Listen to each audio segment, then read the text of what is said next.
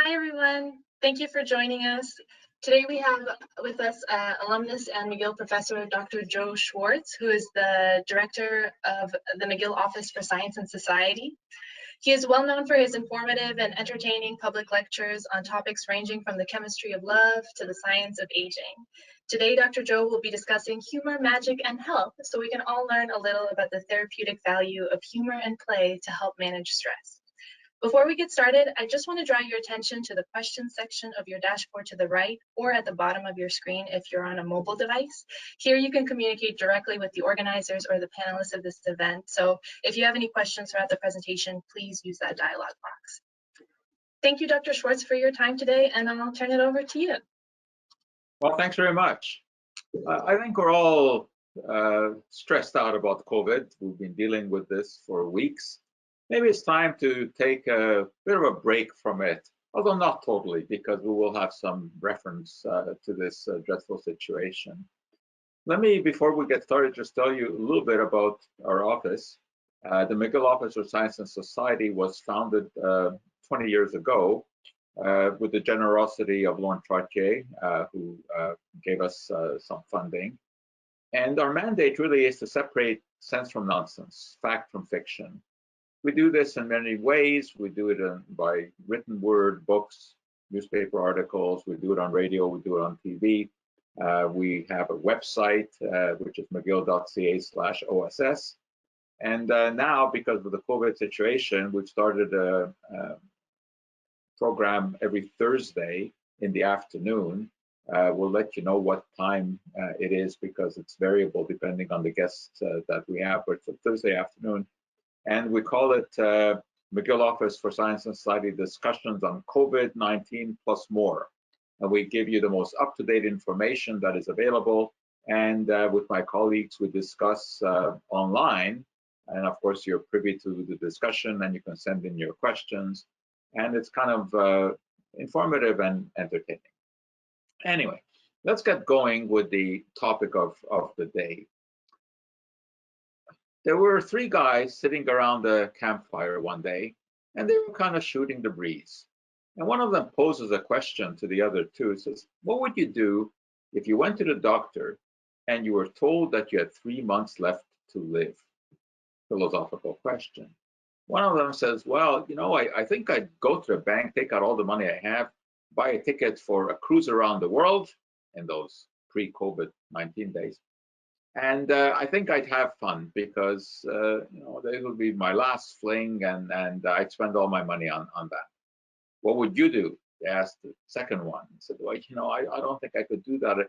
I think I would be so despondent that I'd just be sitting in a dark room waiting for the end to set in. And what would you do? They asked to the originator of the question. Said, well, you know what? I think if the doctor told me I had 3 months left to live, I would go and get a second opinion. And there's a lot of wisdom in that because nobody knows exactly what the outcome of a medical situation is. And often if a bad message is delivered in an inappropriate way, it tends to become a self-fulfilling prophecy. So there are ways to deliver bad news. But telling someone that they have X days left to live is not the way to do it. So that's going to be the kind of the theme here today, the connection between the body and the mind, because the mind can do amazing things to the body. Now, of course, we all know that we are what we eat. There's no question about that. We are composed of the food that we eat. Let's face it, food is the only raw material that ever goes into our body. So we are made of what we eat. That's a given. But you know what? We also are what we think because of this fascinating connection between the body and the mind. Well, the mind, of course, is very nebulous. The body isn't. The body is a physical organism. However, this strange thing that we call the mind can have an effect on the body. Historically, how is it that basically since time immemorial, when a physician came to a patient who had some kind of situation and said, I think you're going to be okay, and just put a healing hand on their body, even though, let's face it, until about the last 100 years, physicians were pretty much useless. They didn't have any real therapies to offer, right? Yet they were able to comfort a patient. One of the best examples of this is the story of bloodletting. Now, bloodletting as a modality for treatment of disease went on for 2,500 years until we discovered that this really wasn't effective. Well, how come patients didn't rebel? How come they accepted this? How could this go on for 2.5 millennia? Because of the connection between the body and the mind. Bloodletting actually did have an effect on health. Nothing to do with the blood coming out of the body. In fact, that wasn't a very good thing. George Washington basically was bled to death by his physicians. But if you believed that bloodletting was efficacious, then very often it was, if the disease itself was not a life-threatening disease. So the mind over matter. Come with me back for a moment to 18th century Vienna. There were two young men who captivated audiences in Vienna at that time. One was a young Mozart who played fascinating pieces on the piano. He did unbelievable compositions, and people flocked to see him. But there was another young man who also became very popular in Vienna, and that was Anton Mesmer. Mesmer was a young physician, and he had graduated medical school, having learned in medical school what you learned in those days. I mean, what did you learn? You learned how to bleed patients. You learned how to purge patients. Basically, you learned how to torture them back to health until the patient said enough is enough. Mesmer was concerned about this. He didn't like the way that he had been taught to treat patients. And he thought that there had to be a kinder, gentler way to do this. He had become very interested in magnetism. And magnetism, indeed, is very, very interesting. Even today, we don't exactly know how it works. But let's face it, it's absolutely fascinating because you can take a magnet, put it on one side of your hand, put a metal object on the other side of your hand, and there'll be an attraction. So obviously, there's some sort of force going through your tissues. And this is what intrigued Mesmer. He thought that maybe the same way that magnetism was able to attract metals, it would be able to attract disease out of the body. Now, of course, this doesn't make sense to us with everything we know about science, but back in those days, science was very premature. They didn't know how the body really worked. They didn't understand magnetism. Anything was worth a try. So Mesmer set up a healing salon where he would have his patients hold on to magnetized rods to have the disease be drawn out of their body. And he was extremely successful. Patients flocked to his emporium because it was a lot better to hold on to metal rods than to be purged or to have blood taken from you. So the patients were happy because when they thought that the metal rods were actually healing them, they felt better. Now, of course, most of the time they came to be healed of diseases that they didn't really have. And obviously there was no healing of cancer or heart disease. But when people suffered from things like arthritis, yes, which comes and goes, and the mind plays an important role there. Everyone was happy except fellow physicians, because Mesmer was taking their business away. So they kind of circled the wagons and they ostracized him out of Vienna. So he went to Paris, where he set up another healing salon. And in the meantime, he figured out that it wasn't really necessary to hold on to magnetized rods, because he thought that healthy people had an internal magnetic effect that could be used to heal others. So it was simple enough to be seated next to young men who were healthy because they would exude this healing magnetism. So he opened up his healing salon in Paris, and it mostly was frequented by young women who came to be healed of diseases that they never had. but it was kind of enticing for them to sit next to these good-looking young men, knee to knee, and kind of have the disease be massaged out of their body. And as Mesmer recorded in his private memoirs, some of these ladies had to be taken to a back room for further therapy, although he did not explain exactly what that further therapy was, but maybe it was a bit more than just using personal magnetism. Once again, the French physicians were angered by all of this because they thought that Mesmer was a huckster, and they also banded together. Eventually, the king struck a committee that was headed by Benjamin Franklin, who at that time was American ambassador to Paris, and Joseph de Guillotine, who was the doctor who introduced the guillotine because he wanted killing to be done mercifully, and Antoine Lavoisier, who was the leading French scientist at the time. They struck a committee and they came to the conclusion that indeed Mesmer's healing was effective, but it was all coming from the mind, and therefore it was worthless. Well, that was sort of a bizarre interpretation, because they admitted that this was effective, but nevertheless, they said that he didn't deserve to have the position that he had, and he was basically forced out of Vienna. But what is interesting is that Mesmer and mesmerism is still remembered because of the link between the body and the mind.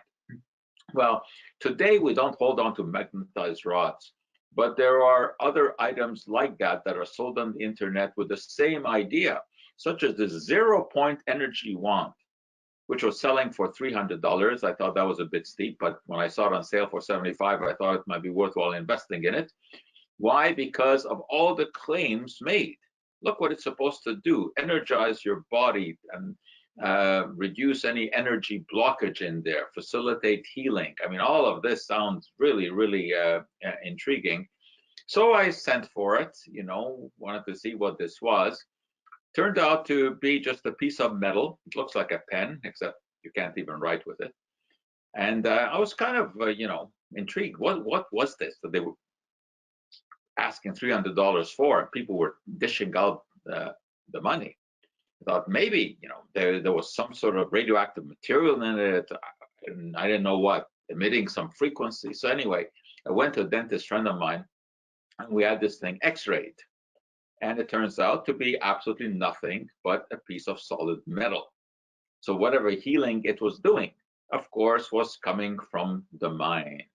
But nevertheless, there were people who swore that whenever they kind of ran this piece of metal up and down their body, they felt better after. I think we have a term for this, and that term would be snake oil. Now, snake oil, believe it or not, at one time was actually a remedy that was sold under the name of snake oil way back in the late 1800s and early 1900s. And it was directed at people who were suffering from arthritis. Why? Because it seemed that snakes never suffered from arthritis. They were supple, they curved all over the place. So the idea was that if you could extract the oil that lubricated them on the inside, perhaps this could be used in humans as well. Well, of course, there was no active ingredient in snake oil. Usually there wasn't even any real snake oil in it, because snakes, of course, don't give up their oil without a fight. And it wasn't easy to get real snake oil, but it didn't matter. As long as people believed that there was some active ingredient there, they bought it. Well, today, we don't actually sell snake oil, but snake oil salesmen are all over the place. And they come in all colors, all sizes, and all professions. Dr. Oz is very often referred, even by his colleagues, as a snake oil salesman, because he tends to sell unfounded information. He has become an entertainer, very surprising because of his background. He's an accomplished cardiac surgeon, and by all accounts, a good one. But now he's become a television personality, and I think he is an actor playing the role of Dr. Oz, and critical thinking has kind of gone out the window. The other gentleman, of course, was never endowed with the power of critical thinking, and we see this on a daily basis. A couple of days ago, we were told that it may be a possible thing to clean the body from the inside, or at least he suggested that researchers should examine this, whether or not disinfectants could clean the body from the inside. Well, this, of course, is just nonsense. But you wouldn't expect anything rational from someone who is so scientifically illiterate. But Dr. Oz is not scientifically illiterate, and yet he still promotes products like raspberry ketone for weight loss, even though there's not a shred of evidence that something like this works. But what I'm more bothered by with Dr. Oz is his push of homeopathy. In fact, he has sold Dr. Oz's homeopathic starter kit. Homeopathy is the most absurd of all of the so-called alternative treatments out there. Most people really have no idea what homeopathy is. I know because we've done surveys on this, and most people think that homeopathy is sort of a catch-all term for alternative medicine. Acupuncture, reflexology, cupping, all of these things, herbs, are regarded as being homeopathic. Not so. Homeopathy is a very, very specific practice that was started over 200 years ago by German physician Samuel Hahnemann. Hahnemann, like Mesmer, had gone to medical school, and he was concerned that the treatments that he was using were damaging his patients. He too looked for something kinder and gentler. And he came to the conclusion that a substance that causes symptoms in a healthy person will cure those symptoms in a sick person if that substance is diluted in an extreme fashion. He didn't realize how extreme his dilutions were because they didn't know anything about molecules in those days.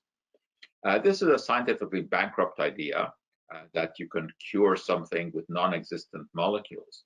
But in homeopathy, what they do is take a substance, extract its ingredients, take a drop of that, add 99 drops of water, take a drop of that, add 99 drops of water, continue to do this. By the time they've done this 12 times, there's not a single molecule of the original left. And by the bizarre tenets of homeopathy, a 12C dilution isn't even potent. A 30C dilution becomes potent. Well, at that dilution, there isn't even a molecule of water that's ever been in contact with a molecule of water that's been in contact with the original material. Never mind the fact that the original material had no healing properties anyway. So this is just total nonsense. When you're buying a homeopathic remedy, what you are really buying is water. Well, what they do then with this extreme dilute solution, which is just water, they infuse it into sugar pills, and that's how you get these homeopathic remedies.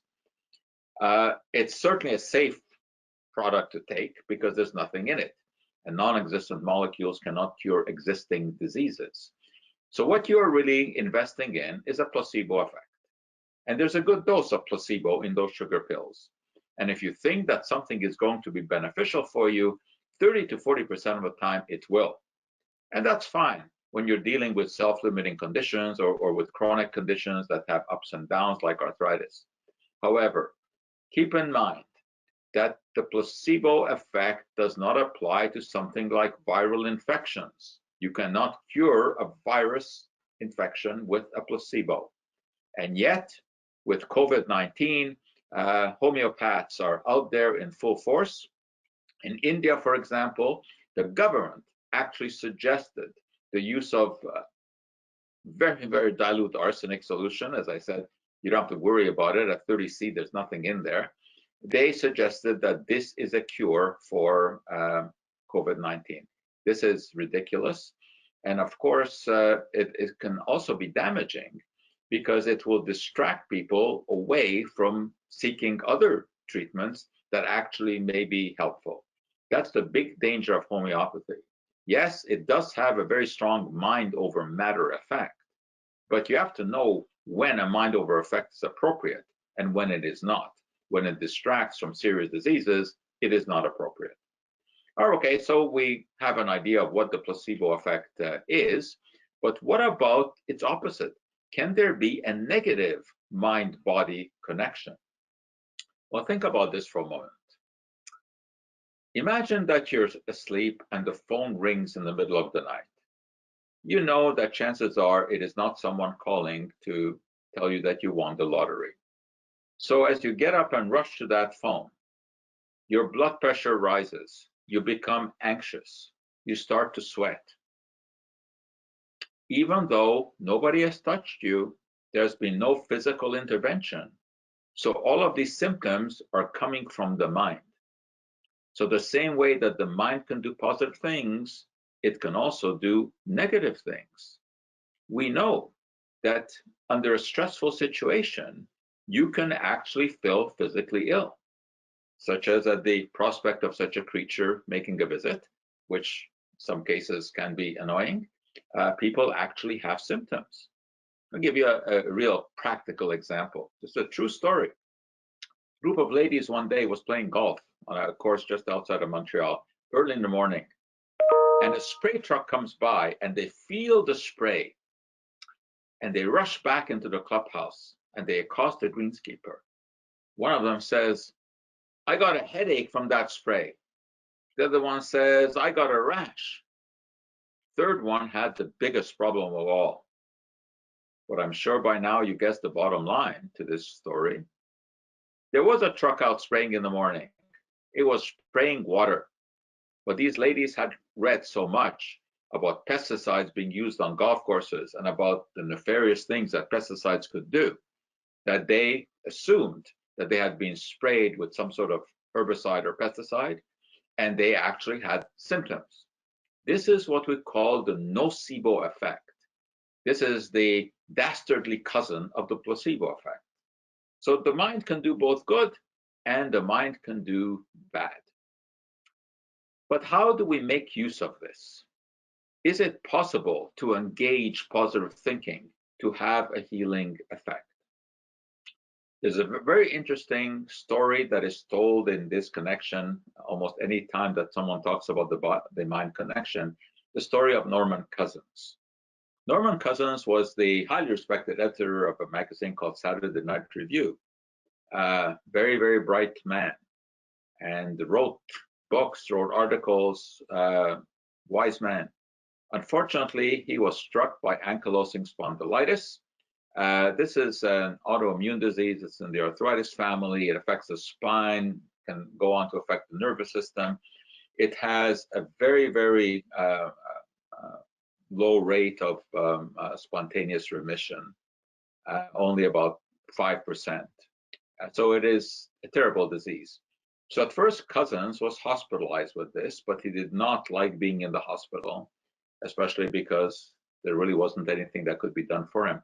So he asked his doctors whether he could move out into a nearby hotel, and he was going to laugh his way back to health. He decided that the way that you handle a condition mentally is as important as physical. And his doctors agreed to this. So he rented a movie projector and he rented movies, The Three Stooges, Laurel and Hardy, Marx Brothers, etc. This was long before video recordings, so he had to actually rent a movie projector. And he watched movies and he laughed and he laughed and he laughed. And within a few months, he felt better and went back to work. And he chronicled all of this in a wildly popular book, Anatomy of an Illness. Well, you can imagine why this book became so popular. How could it not be popular when you have a story like that of someone who is reliable in terms of accounting, being struck down by a terrible disease and laughing his way back to health. So the book made the bestseller list and a lot of people read it. And indeed, it's an interesting book, but what we have here is a study that we refer to as N equals 1. This is an anecdotal account. Now, it may be that the laughing really was instrumental in his recovery, or he may have been just lucky and be part of that 5% of spontaneous remission from this disease. But there was something very good that came out of the writing of Anatomy of an Illness, and that is that researchers paid attention to this. And it started many into looking into this body-mind connection. and designing real research projects. One of these was at University College in London, and it was a very interesting study. So what they did was they asked some workers, government workers, to chronicle their day in terms of when they felt happy, when they felt emotionally disturbed, when they felt stressed, when they didn't feel stressed, etc. And they kept a diary throughout the day. And also, several times during the day, they took samples of their saliva. And the saliva was analyzed for various kinds of chemicals, biochemicals, that reflect stress levels. And what they discovered was that there really may be something to this idea that a laugh a day may keep the doctor away. Because when they did the saliva tests for chemicals like cortisol and fibrinogen, which are markers for stress, they found that whenever in the diaries people had recorded that they were stressed or they didn't feel well, etc., the cortisol levels and fibrinogen levels went up. When they were happy, the levels went down.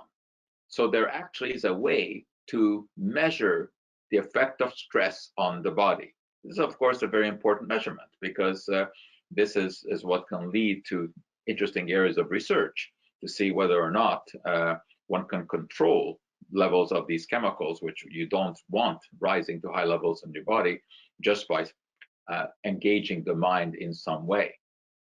Unfortunately, not everyone thinks that humor therapy is appropriate. Believe it or not, there was a paper published in the Canadian Medical Association Journal, which is a reputable medical journal, about the pathology in the 100-acre wood, neurodevelopment perspective on AA and Milne. This got a lot of abuse in letters to the editor from doctors. This is a journal that is read by physicians. Why? Well, first let me tell you a little bit about this article. What they did was they investigated the health status of Winnie the Pooh and came to the conclusion that he suffered from obsessive compulsive disease. They investigated Tigger also and found that suffered from hyperactivity. So they used these characters as a vehicle for a very serious discussion of OCD and hyperactivity. And believe it or not, there were people who objected to this, said that there's no room in a medical journal for humor. Well, I think that they are totally wrong, because any time that you can infuse a little bit of humor or a little bit of whimsy into scientific discussion, what you do is cushion the road of life. Because the road of life is, sort of a carriage rolling along cobblestones. Sometimes it's smooth, sometimes it isn't. And if you can cushion it, you're doing a good job. And I think humor is the cushioning on the cobblestones of the road of life. And today we're finding that you can actually put this into practice. In some hospitals today, especially in children's hospitals, there are clown care units, as they are called. And entertainers go into children's rooms and they tell them jokes, they make fun, etc. And the kids are happier, their medications often can be reduced, and they are less anxious if they ever have to be wheeled into the operating room. And this is becoming widespread. David Copperfield, the famous magician, has given a lot of money to this whole idea of instituting humor and magic in hospitals. And this is something that is now being further pursued, and we are ourselves doing some of this. But there are other ways to get people to feel healthier. And these are laughing clubs. This basically started in India, where people get together early in the morning, usually around 7 a.m. before they go off to work, in parks. And they tell jokes, and they laugh, and they laugh, and they laugh. And they've come to the conclusion that when they start the day like this, laughing, they are less stressed during the day. The only problem is that pretty soon you run out of jokes to tell. So some of these clubs now are still getting together and just laughing spontaneously, a good belly laugh without any need for jokes. So far in North America, this hasn't gone over that well. But I think it could be popularized, especially when people find out one of the side effects of the laughing clubs. And that is that with the ho-ho and the ha-ha, they're also losing weight. And that, of course, is something that is attractive to many North Americans. So maybe you can not only laugh your way to health, you can also lose some pounds along the way. And that, of course, caters to better health. So a lot of interesting research is being done on this relationship between the body and the mind.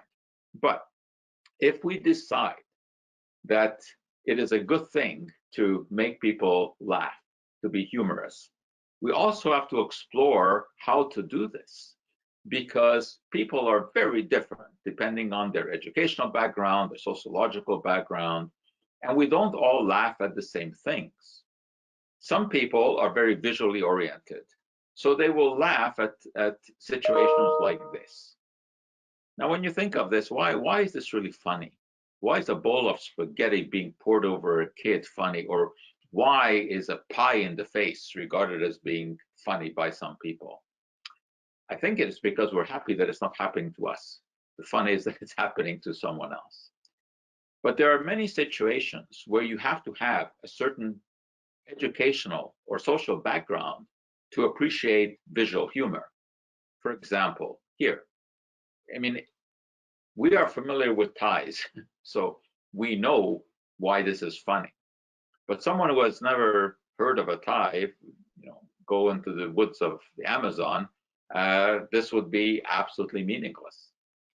Or this, if you're not familiar with the William Tell story, this would mean absolutely nothing. But of course, when you know the William Tell story, then you know that this would be a safer way to go about putting an arrow through an apple. If you've never heard of animal rights activists and how they sometimes fight scientists and want to liberate animals, then you wouldn't understand the humor here. But of course, when you are familiar with the all of the nuances of animal rights and research settings, etc., then of course this becomes funny, and so is this. What cartoonists are very good at doing is taking a real life situation and pushing it to extremes. And this is a good example of that one. You also have to have some scientific knowledge to appreciate the humor here. Need a bottle of vitamin B12. I'm out of B12. What about 2 bottles of B6? Well, of course, the nomenclature here does not imply potency. Nothing, B12 is not twice as powerful as B6. But you have to know that B12 and B6 are totally different substances. But I tell you what is maybe the most humorous aspect of this cartoon is that it was stimulated by a real life situation where a nurse actually asked the doctor this question. If you're not familiar with the legal battles that doctors have these days, being sued for malpractice, etc., then of course this would mean absolutely nothing. And if you've never been in a hospital and forced to wear a hospital gown, then you would not understand the humor of this particular situation. You have to have some sort of political knowledge in order to find this funny. But of course, if you know the relationship between Trump and Putin, then you can see the humor in this cartoon. So you do have to know your audience if you're going to try to stimulate laughter and hopefully engage its healing effects. Now, never mind visual humor, we've dealt with that, but what about jokes, verbal jokes? Again, here, different people will appreciate different kind of jokes. Let me try a couple on you. Some of you will appreciate some of these, some will not. You can never tell. Let's try a religious joke. Rabbi and a priest get on a train, and the only open seats are next to each other. So they have to sit next to each other, even though they think they probably will not have very much to talk about. but it's going to be a long journey, so they have to strike up some sort of conversation. And the priest starts the conversation and says to the rabbi, "Rabbi, I understand you have a very interesting religion, but you have certain dietary restrictions." And rabbi agrees, says, yes, we don't eat pork, we don't mix milk and meat, and but you know, we get along. It's not so hard to abstain from pork. And the priest says, but you know, you hear people eating bacon and eggs for breakfast. You hear people eating ham sandwiches all the time. Weren't you ever intrigued? Didn't you ever wonder about this? And somewhat sheepishly, the rabbi says, you know what? Yes, it's true. When I was young, before my calling, I did have a ham sandwich. And then the train rolls along, and now the rabbi pipes up. He says, but I understand you have restrictions in your religion as well. And the priest says, yes, it's true, but we can eat anything we want. We no longer have to restrict ourselves to fish on Friday. But you're not allowed to get married, is that right? And the priest says, yes, this is true. We are not allowed to get married because we're married to the church. And then the rabbi looks at him and says, well, tell me, you hear of people being married, you hear of their sexual escapades. Didn't you ever wonder what it's like to be with a woman? And the priest says sheepishly, yes, I have to admit, a long time ago when I was young, before my calling, I did share an experience with a woman. And this time the rabbi looks at him and says, well, a hell of a lot better than ham, isn't it? Well, some of you will appreciate that. Others maybe not. Then there are professional jokes.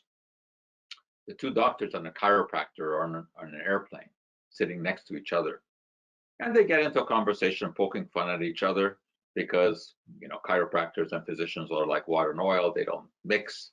Chiropractors think that all diseases stem from the spine and can be cured with manipulating the spine. And of course, this has no anatomical significance.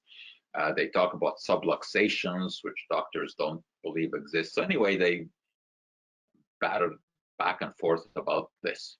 And the chiropractor gets a bit tired of this and gets up and says, oh, you know, I'm going to take a rest. I'm going to go get a drink from the flight attendant. You guys want anything?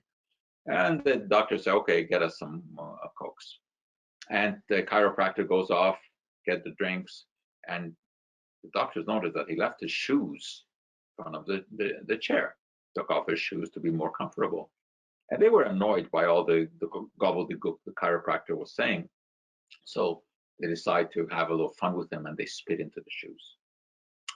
The chiro comes back, sits down, and they relaunch their conversation. He hands over the Cokes to the two doctors. They start sipping them.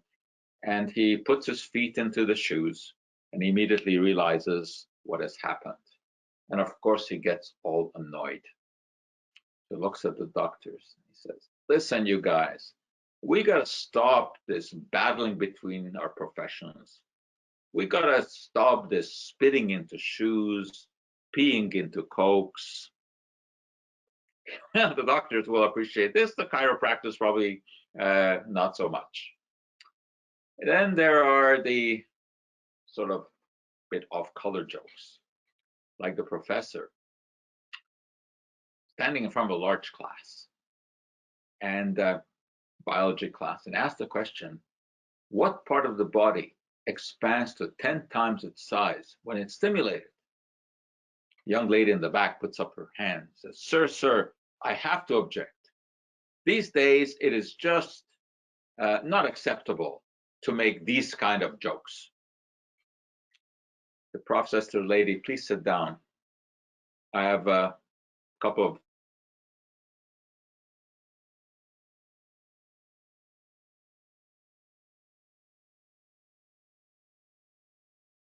and when you turn off the light, it expands to 10 times its size.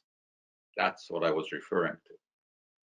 The other thing I want to tell you is that sometime in your life, you are going to be very disappointed. Well, some people like that. Oh, I can hear you smiling and laughing out there. So I guess you want one more like that. Okay, here's one more. Young man and young woman, they get engaged, and they have an engagement party. And it's in the bride's house, prospective bride's house. And for one moment, the groom, the prospective groom, finds himself alone in a room with the bride's older sister, very pretty lady. And she strikes up a conversation with him and says, you know, I've liked you since the first minute I laid eyes on you. I always wondered what it would be like to have a little affair with you. And he looks at her, are you crazy? You're my beloved sister. He says, but you're not married yet. You know, what about just one last fling? He says, are you crazy? This is an engagement party. I'm not going to do anything like that.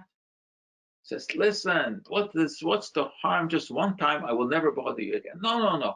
And she starts walking up the stairs and starts throwing off items of clothing that fall to the floor, and she disappears into the bedroom at the top. The young man runs out the front door into the arms of the girl's father, the prospective father-in-law, who embraces him and starts shaking his hand. Says, my boy, you have passed the test. I sent my daughter in there to see what she could do to lead you astray, but you stood steadfast and you wouldn't have any of it. What's the moral of this story? Always leave your condoms in the car. All right, enough of that. The world's funniest joke. There was a contest actually to find the world's funniest joke by a magazine in England. People would send in jokes, and there was a committee that chose the funniest joke. What was it? Let me tell it to you. It was all about Dr. Watson and Sherlock Holmes. The two are out on a camping trip, and it's night and they're sleeping, and Holmes opens his eyes and looks up at the sky, sees the stars and the moon, beautiful clear night, and he pokes Watson. Watson, Watson, wake up, wake up. What do you see? And Watson looks up and says, oh, I see the firmament. It makes me feel so insignificant. There are these thousands and thousands of stars out there. They could have planets around them. There could be other civilizations out there, and there could be other universes. I don't know. It's so complicated. It just makes me feel so uneducated, you know, not having enough knowledge. I feel just that I don't know what to say to take on all of this magnificence. And then he says to Holmes, and Holmes, what do you think? Holmes says, Watson, you fool, someone stole our tent. That was thought to be the funniest joke. All right. Anyway, so we've looked at some visual humor. We've told some jokes. Maybe make you happy. But you know what? Humor is not enough. It has its place. But you also have to know when to use humor and when to go and see a physician. These things go hand in hand. Indeed, it is true that today doctors are often criticized. They're criticized for relying too much on instrumentation, of having to have a CAT scan before they come to any kind of decision. They are sometimes accused of prescribing medications too randomly and too often, and that they don't really understand enough about the medications that they are prescribing. But the fact is that modern medicine can be very efficient. Of course, it does not have all of the answers. But over the last 100 years, especially, we have come a long way. We have learned how to treat infectious diseases, at least the bacterial diseases, although obviously we have problem with running out of antibiotics because of resistance. And we're, of course, now tackling this problem of COVID-19 and what to do about viral infections. But nevertheless, modern medicine can do a great deal. But we do have to recognize that there's always more than one way to approach a problem. And we have to look at every side of a question. We have to explore every avenue that may be open for us.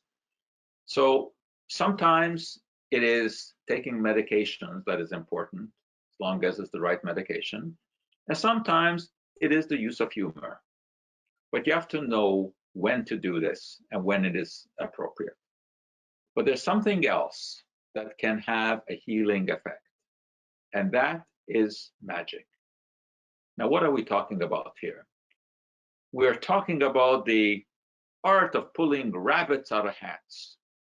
We're not talking about witches flying on broomsticks. No, that's not the kind of magic we're talking about. That's a lot of hogwash. What we are talking about is sleight of hand, cups and balls, making things appear, making things vanish, cutting ladies in two. Well, of course, you know that a magician on the stage is an actor playing the role of a magician. If you see a lady divided into two, and you see the head and the feet at opposite sides of the stage, you know that there's some clever contraption that has been designed. Magicians are actors who really are scientists, because everything that is done on the stage has a scientific explanation. And of course, it also has a great deal of entertainment value. And this is something that we have been exploring, going into hospitals, teaching children how to do magic. And I can tell you that sometimes the results are just amazing.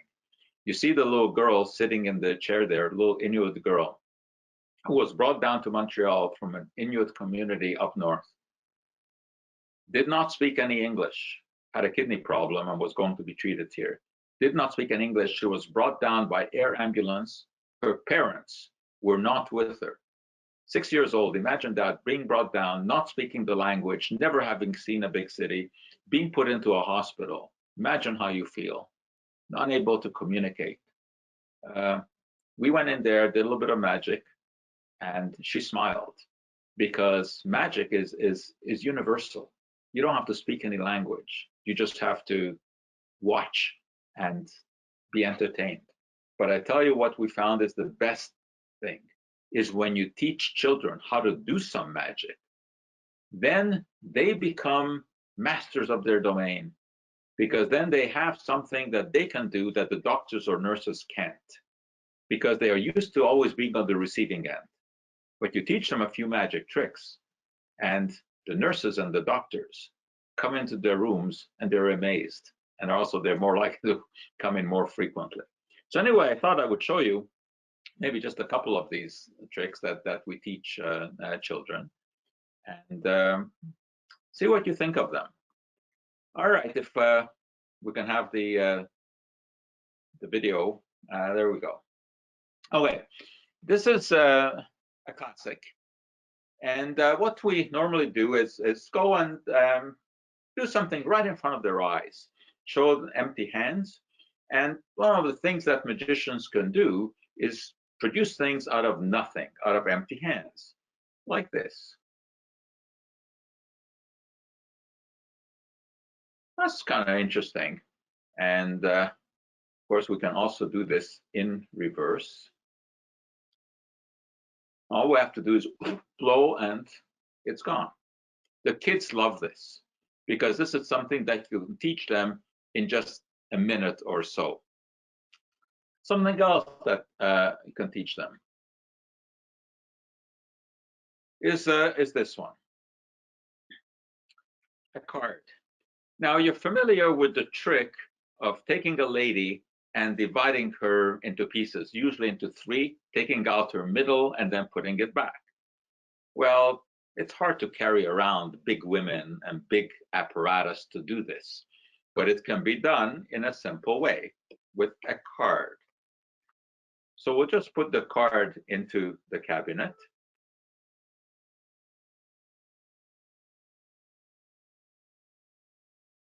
I hope that you're seeing the screen. Yes, I hope. Let me just repeat that again. We have the card, putting the card into the cabinet.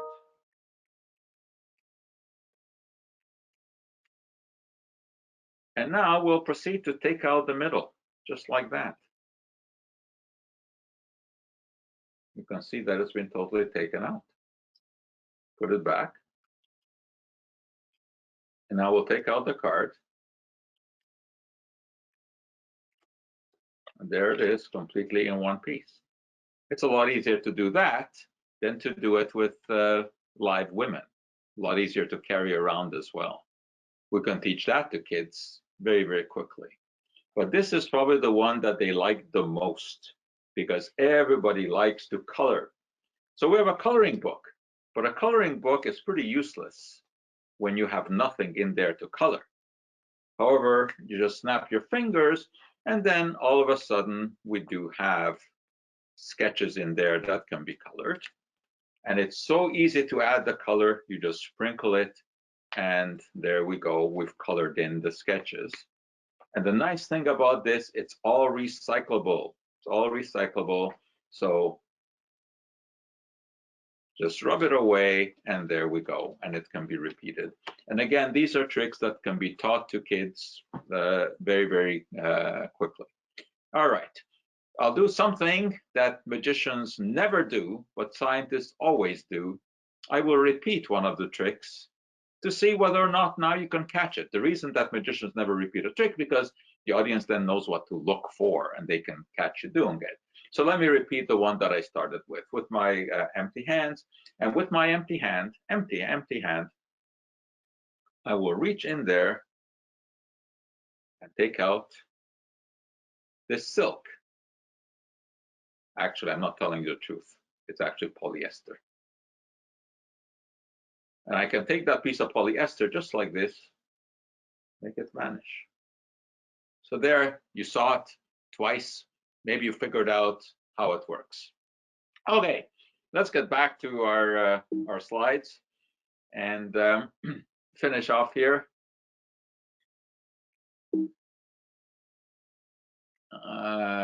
We need to get out of the visual here. Okay. So we're coming to the end. But you know, the fact is that although I've told you stories here about body and the mind connection and how happiness can be beneficial for our health, there are some people though who will never ever be happy because they're only happy when they're really miserable. So the mind and the body connection is interesting, but also remember that it is just one of the determinants of health. What we eat is very, very important. What we drink is important. The air that we breathe is important. And genetics are very important. We have to make sure to choose our parents properly. So I hope I've given you a little bit of information here about the body and the mind and entertained you a little bit also. And I will leave you with John Milton's quote: "The mind in itself can make a heaven of hell and a hell of heaven." And you think about that and you will realize that this is really true. You know what? If you don't like what I told you here today, well, you can just go and get a second opinion. So I suspect that we might have some questions that have come up here. But let me remind you that in science, we have answers to many questions, but certainly not to all. There are some questions that will forever defy answers. But you may find answers to many of the questions that you may have raised by going to our website, which is an easy one to find. It's mcgill.ca/OSS. And it is there that you can also sign up for a weekly newsletter for free. It will appear in your email inbox every Saturday morning at 6 a.m., a mixture of solid information and entertainment. And also remember that you can join us on Thursday afternoon, and we will then have the next in our series of online programs about COVID-19. And to get the exact time when this will be, you can go to our Facebook page, and that's the McGill.ca McGill Office for Science Society Facebook page. We will also put it on our website. You can also go to my personal Facebook page, and I put a lot of interesting things on there, including some stuff that I can't do on the official McGill sites, such as attacking certain politicians. So you can just go to Facebook and go find me. It's Joe Schwarcz, JoeSchwarcz. So that's it. Thanks very much for listening. And if you have any questions, we can see if we can handle them.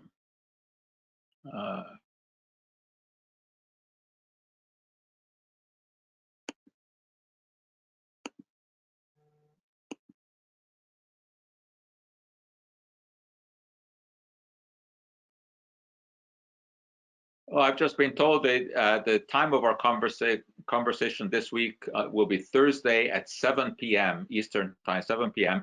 And our special guest is Dr. Paul Offit from Philadelphia. He's one of the world's leading experts on vaccination. And of course, we will talk about COVID-19 and the prospects for vaccination. I'm just trying to find whether or not I can see questions here.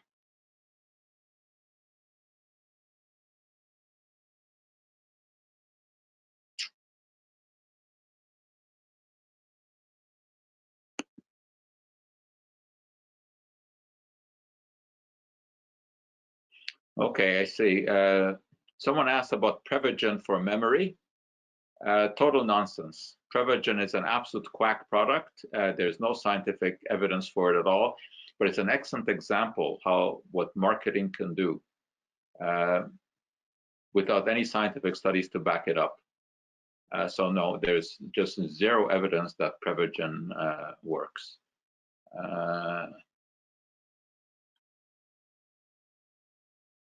That is the one question that I'm seeing here.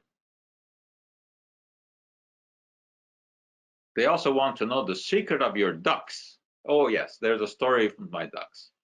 My ducks, which are everywhere, quack. Well, they don't literally quack, but they represent quacks. And my career really has had I've dealt a lot with quackery. I've always been very upset when science is led astray, when people come to conclusions that are not based upon the scientific evidence. And quackery is running rampant these days, aided and abetted by the internet, of course, which is largely unpoliced. So to me, ducks represent quackery, and they are a constant reminder of the presence of quacks out there and the need to foster critical thinking and the need to separate sense from nonsense. What do you think of psychosomatic diseases and the body-mind links? Yeah, absolutely. I mean, psychosomatic illness is essentially what I talked about in terms of the nocebo effect. If you think that something can be harmful, you can actually develop physical symptoms from it. So the same way that the mind can generate healing, it can also induce problematic symptoms. So yes, psychosomatic effects are very real. Another example would be people who think that they are electrosensitive and that they are being irradiated by radio frequencies from cell towers, and they get headaches and burning sensations, etc. These symptoms are very real. They really feel these. But when you try to do an objective trial where you put them into a situation where they can be exposed or not exposed to these radio frequencies and ask them when the equipment is turned on and when it's turned off, they are unable to tell you. They get it right 50% of the time. But the illness is very real. The question is, where it's coming from. And is it coming from the radio frequency towers, or is it coming from the mind? It's coming from the mind.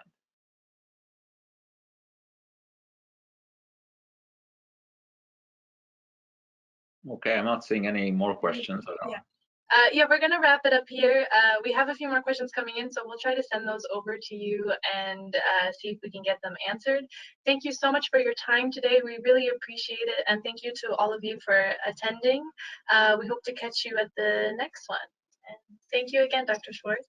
Thank you. And of course, I have a regular McGill email where people can send and ask questions. So it's joe.schwartz, schwarcz @mcgill.ca.